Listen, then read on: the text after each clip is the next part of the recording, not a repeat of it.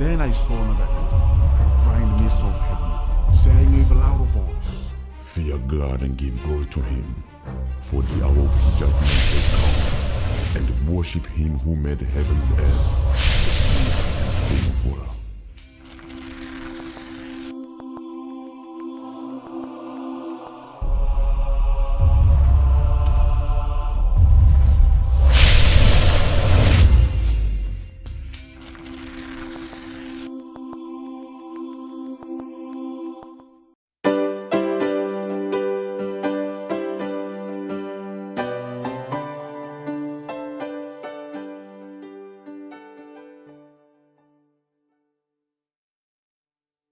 Hello and welcome.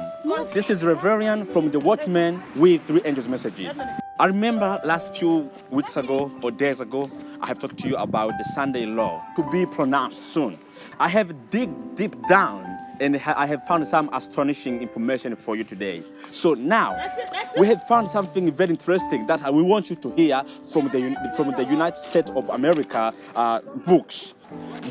There will be the quote from the papers bearing on Sunday legislation. So to give you more on this, let me invite my brother Bruce from the Watchman with Three Angels Messages to read them for you. Welcome, brother Bruce.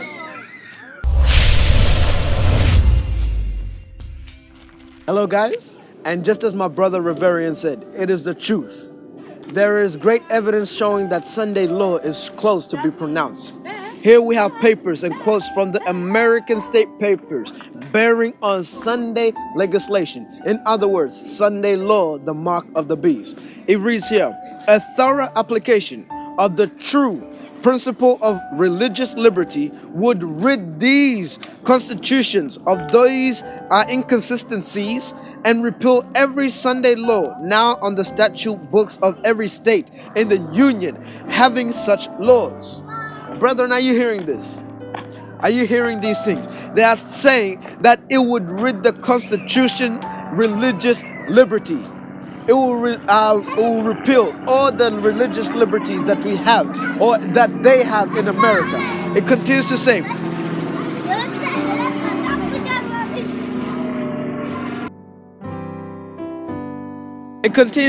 many cases of prosecution of Sabbatarians for Sunday work have come to the editor's notice within the past few years, among them being ordained ministers of the gospel. So here, brethren, we here understand that those who keep the Sabbath commandment, those that keep God's commandments, have been brought up into the case saying that these people are not to be as working on Sunday. Why? Because they claim that this day is a Sabbath day, which is false. It is only the day of man. Pope, brethren, I want you to listen to these things because this is very important for you to understand. They say this, whosoever shall abstain himself from divine service. On what day? On Sunday, they say, without an allowable excuse. You understand? Whosoever shall abstain from divine service from Sunday without an allowable excuse shall forfeit a pound of tobacco, and he that abstaineth himself a month shall forfeit 50 pounds of tobacco. 5 shillings, 50 pounds of tobacco, or 10 lashes for non-church attendees. So here we understand, they tell us that if you, brethren, if you're worshiping on the Sabbath, if you're worshiping when God told you to worship in the fourth commandment, saying remember the Sabbath day to keep it holy, and you have no allowable excuse, get ready to not get any money or get ready for persecution. 10 lashes for non-church attendees.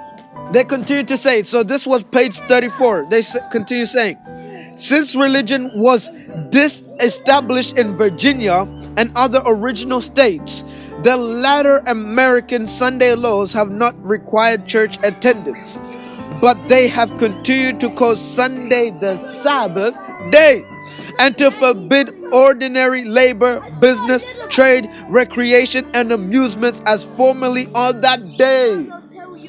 Brethren, we need to wake up. There are already laws in the America. So, brethren, we need to wake up according to this paper, page 35, it says there have already been laws in America without effect, without being enforced necessarily. But in those laws, they say that Sunday is a Sabbath, and they forbid ordinary labor on Sunday. They forbid ordinary labor, business, trade, recreation, and amusements on Sunday. But the Bible never told us this, brethren.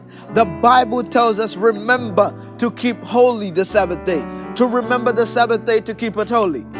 Brethren, these people are devils.